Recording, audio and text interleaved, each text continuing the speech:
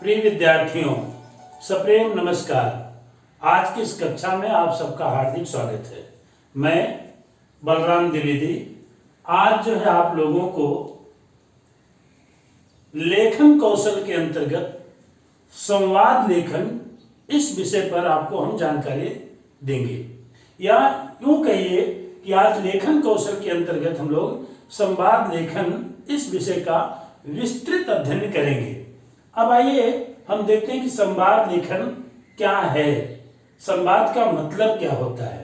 प्रिय विद्यार्थियों, संवाद वाद मूल शब्द में सम उपसर्ग लगाने से संवाद शब्द बना है, जिसका शाब्दिक अर्थ है बातचीत। इसे वार्तालाप भी कहा जाता है। सामान्य रूप से दो लोगों के बीच होने वाली बातचीत को लिखना संवाद लेखन कहलाता है। जैसा कि इस परिभाषा में स्पष्ट हुआ है कि संवाद का शाब्दिक अर्थ है बातचीत।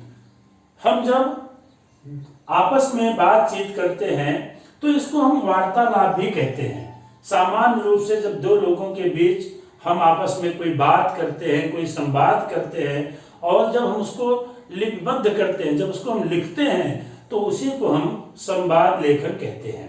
आइए हम आगे चलते हैं इस विषय को लेकर के और देखते हैं कि संवाद लेखन की प्रमुख विशेषताएं क्या हैं, अर्थात संवाद लेखन की वैशिष्ट उसका क्या है, उसकी विशेषता क्या है।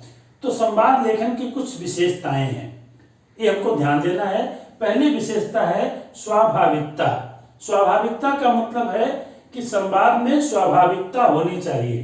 पात्रों को अपनी स्थिति, संस्कार आदि को ध्यान में रखकर बोलना चाहिए। इसका मतलब ये होता है कि जो संवाद हमारे होते हैं वो पात्रानुकूल होने चाहिए, स्थिति जन्य होने चाहिए और संस्कारपूर्ण होने चाहिए। कहने का मतलब उसमें स्वाभाविकता होनी चाहिए, उसमें किसी प्रकार की नाटकीयता नहीं होनी चाहिए। दूसरा है पात्रानुकूल भाषा। पात्रानुकूल का भाषा का मतलब है पात्र के अनुकूल भाषा, जैसा पात्र वैसी उसकी भाषा। जैसे संवाद में भाग ले रहे छात्रों की भाषा उनकी शिक्षा, आयु आदि के अनुरूप होनी चाहिए। शिक्षित और उसके साथ साथ संवाद कर रहे अनपढ़ की भाषा में अंतर नजर आना चाहिए। जब दो लोगों की बातचीत होती है तो बातचीत में एक व्यक्ति अगर बहुत पढ़ा लिखा है, दूसरा व्यक्ति अनपढ़ है, तो दोनों की भाषा में अंतर होना चाहिए। प्रभावशाली शैली तीसरी विशेषता है संवाद लेखन की। संवाद को बोलने की शैली प्रभावशाली होनी चाहिए। सुनने वाले पर संवादों का असर होना चाहिए। जब हम बातचीत करते हैं तो हमारी बातचीत प्रभावी होनी चाहिए, उस पर प्रभावत्मकता होनी चाहिए। जैसे जब हम बातचीत करते हैं तो अगर हम जिससे बात करते हैं वो हमारी बात से प्रभावित होना चाहिए, उसको हमारी बात समझ में आनी चाहिए। और अगली विशेषता है जटिलता से दूर। संवाद की भाषा में जटिलता नहीं होनी चाहिए, माने उसमें कृत्रिमता, उसमें बनावट नहीं होनी चाहिए। इससे सुनने वाला बात को आसानी से समझ सकता है और उसका यथोचित माने उचित जवाब वो दे पाता है। नहीं तो उसे हम कुछ पूछे, इतनी कठिन भाषा में पूछ लें कि उसको समझ में नहीं आए, तो वहां पर हमको व्याकरणिक भाषा का प्रयोग नहीं करना है, क्लिष्ट भाषा का प्रयोग नहीं करना है, एक सरल सामान्य भाषा का प्रयोग करना चाहिए। और अंतिम विशेषता जो है शालीनता।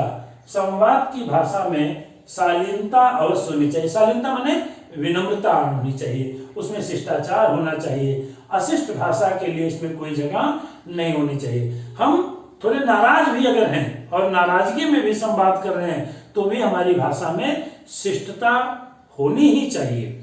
वहां हम अशिष्ट रूप से अगर बात करते हैं तो ये एक अच्छे संवाद लेखन की विशेषता के अंतर्गत नहीं आता है। तो शालीनता, विनम्रता हमारे संवाद की एक प्रमुख विशेषता है, इस बात का हमको ध्यान रखना चाहिए। अब हम लोग देखते हैं कि जब हम संवाद लेखन करते हैं तो संवाद लेखन करते समय हमको किन किन बातों का ध्यान देना चाहिए। अगर हम कुछ बातों का ध्यान देंगे तो हमारा संवाद लेखन अच्छा हो जाएगा, वो विशिष्ट हो जाएगा, उसकी विशिष्टता स्वतः बढ़ जाएगी। तो ध्यान देने योग्य बात क्या है, आइए हम उसको भी बिंदुवार देखते हैं। पहली बात, संवाद की भाषा सरल और सहज होनी चाहिए। इस पर हमने पहले भी चर्चा की कि संवाद की भाषा में न जटिलता होनी चाहिए, न कृत्रिमता होनी चाहिए, न तो बनावट होनी चाहिए। वो एक सरल और सहज, एक स्वाभाविक भाषा होनी चाहिए। दूसरी विशेषता, दूसरा ध्यान देने की बात है कि संवाद लेखन में सरल और छोटे छोटे वाक्यों का प्रयोग करना चाहिए। भाषा आपकी सरल है, इसके साथ साथ दूसरी है कि आपके जो वाक्य हैं वो बहुत बनावटी नहीं होने चाहिए, बहुत बड़े वाक्यों की रचना नहीं होनी चाहिए, छोटे छोटे सरल वाक्य होने चाहिए। उसमें हमको मिश्रित वाक्यों से या जटिल वाक्यों की रचना से बचना चाहिए। तीसरा है, ध्यान देने की बात है, भाषा सुनने वाले के मानसिक स्तर के अनुरूप होनी चाहिए। हम बात किससे कर रहे हैं? हम अपने दैनिक जीवन में बहुत सारे लोगों से हमारा संपर्क होता है, डॉक्टर हैं, इंजीनियर हैं, हमारे दैनिक जीवन से जुड़े हुए लोग हैं। हम बाजार में जाते हैं तो सब्जी वाले से भी बात करते हैं, दुकानदार से बात करते हैं। तो जो भाषा हमारी सुन रहा है, हम जिससे संवाद कर रहे हैं, उसका मानसिक स्तर क्या है, उसके अनुरूप हमारी भाषा होनी चाहिए। तीसरा, और इसके बाद ध्यान देने की बात क्या है, संवाद लेखन में किसी एक पात्र के कथन को बहुत लंबा नहीं खींचना चाहिए। संवाद एक पक्षीय नहीं होना चाहिए। संवाद भाषण नहीं है। संवाद का मतलब है बातचीत। अब पता चला आप 5 मिनट तक बोले जा रहे हैं, अगले व्यक्ति को सुने नहीं रहे हैं, तो ये भी नहीं। संवाद में दोनों के बीच बातचीत होनी चाहिए। संवाद का मतलब ये बातचीत, वो ना तो भाषण है और ना वक्ता रूप में आपका ये कथन है कि एक पक्षी आप कथन करते जा रहे हैं। तो एक पात्र के कथन को बहुत लंबा नहीं होना चाहिए। जैसा बताया कि संवाद में 2 पात्र होने चाहिए, 2 लोगों के बीच संवाद जब हो रहा है तो उसमें आप अपनी बात कहिए भी और उसकी बात को सुनिए भी, और बहुत लंबा न कहिए, इसका ध्यान रखना चाहिए। भाव विचारों की पुनरुक्ति से बचना चाहिए। जब हम संवाद करते हैं तो संवाद में संक्षिप्तता होनी चाहिए, तो बार बार वही चीज हमको रिपीट माने दोहराना नहीं चाहिए। पुनरुक्ति माने दोहराना, उसी एक भाव को, एक विचार को हम बार बार अगर दोहराते हैं तो भी नहीं करना चाहिए, इसको हमको ध्यान रखना चाहिए। अगला है, संवाद लेखन के अंत में एक बार पढ़ करके उसे दोहरा लेना चाहिए ताकि अशुद्धियों का निराकरण किया जा सके। परीक्षा की दृष्टि से बहुत महत्वपूर्ण है।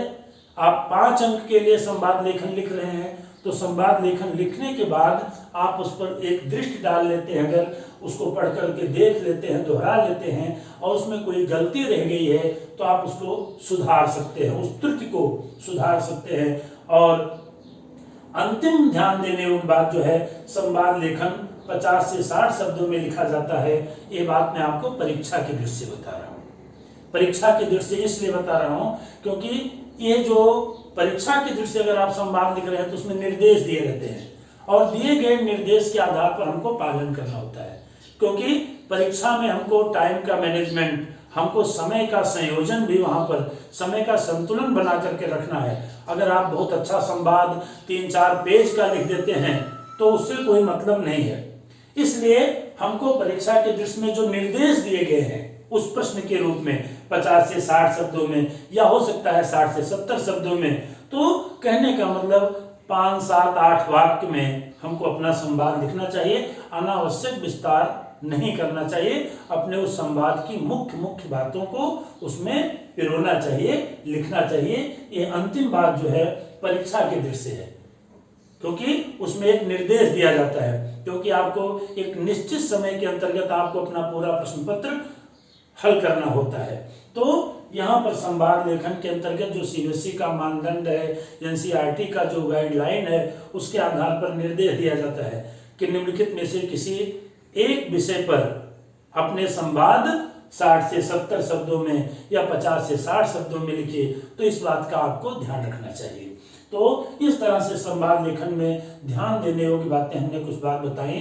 प्रिय विद्यार्थियों, इन बातों को हमको बहुत ध्यान देना है। अगर हम इन बातों का ध्यान देंगे तभी हम एक अच्छा संवाद लिख सकते हैं।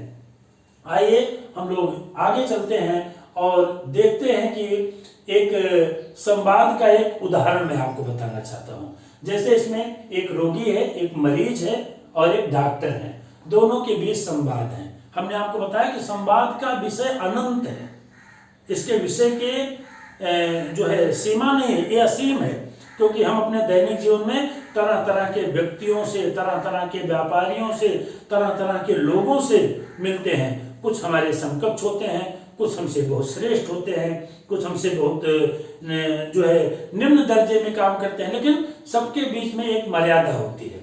तो मेरे कहने का मतलब है, इस उदाहरण को हम लोग पढ़ें। इसके पहले मैं आपको ये बताना चाहता हूँ कि जब परीक्षा में विषय आता है तो उस विषय के अनुकूल हमको अपना संवाद करना है। एक उदाहरण दिया, एक मरीज और एक डॉक्टर के बीच संवाद। आप बाजार में जाते हैं, सब्जी खरीदने जाते हैं, आप अपने विद्यालय में होते हैं, अपने शिक्षक से बात करते हैं, अपने विद्यार्थियों, अपने मित्रों से बात करते हैं, अपने घर में जाते हैं, आप अपने गांव के मुखिया से बात करते हैं, आप गांव के किसी और व्यक्ति से बात करते हैं, गांव की कोई समस्या है उसको लेकर के आप किसी अधिकारी से बात करते हैं। मैंने बताया कि संवाद लेखन का विषय अनंत है, इसकी कोई सीमा नहीं है।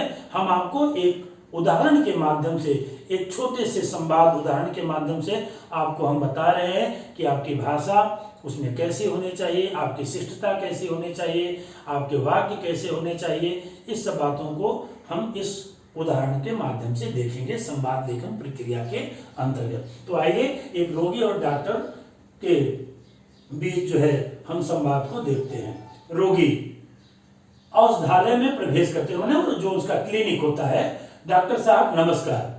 डॉक्टर नमस्कार, आइए बैठिए, कहिए क्या हाल है। रोगी पहले से बहुत अच्छा हूँ, बुखार उतर गया है, केवल खांसी रह गई है। डॉक्टर घबराइए नहीं, खांसी भी दूर हो जाएगी, आज दूसरी दवा देता हूँ, आप जल्द अच्छे हो जाएंगे, माने स्वस्थ हो जाएंगे। रोगी आप ठीक कहते हैं, शरीर दुबला हो गया है, चला भी नहीं जाता और बिस्तर पर पड़े पड़े तंग मने परेशान हो गया हूँ। डॉक्टर चिंता की कोई बात नहीं है, सुख दुख तो लगे रहते हैं, कुछ दिनों और आराम कीजिए, सब ठीक हो जाएगा। रोगी खाने में क्या लेना है कृपया बताएं, अब तो थोड़ी थोड़ी भूख भी लगती है। डॉक्टर फल खूब खाइए, जरा खट्टे फलों से परहेज कीजिए, इनसे खांसी बढ़ जाती है। दूध, खिचड़ी और मूंग की दाल आप खा सकते हैं। रोगी बहुत अच्छा, आजकल गर्मी का मौसम है, प्यास बहुत लगती है, क्या शरबत पी सकता हूँ। डॉक्टर शरबत के स्थान पर दूध अच्छा रहेगा, पानी भी आपको अधिक पीना चाहिए। रोगी अच्छा धन्यवाद, कल फिर आऊँगा। तो प्रिय विद्यार्थियों, आपने इस उदाहरण में देखा कहीं पर किसी प्रकार के कोई कठिन वाक्य की रचना नहीं है, वो चाहे रोगी के द्वारा है चाहे वो डॉक्टर के द्वारा है। सरल वाक्य हैं, बोधगम्य हैं, सहज हैं, भाव और पात्र के अनुकूल हैं, विषय के अनुकूल हैं, अनावश्यक विस्तार नहीं है।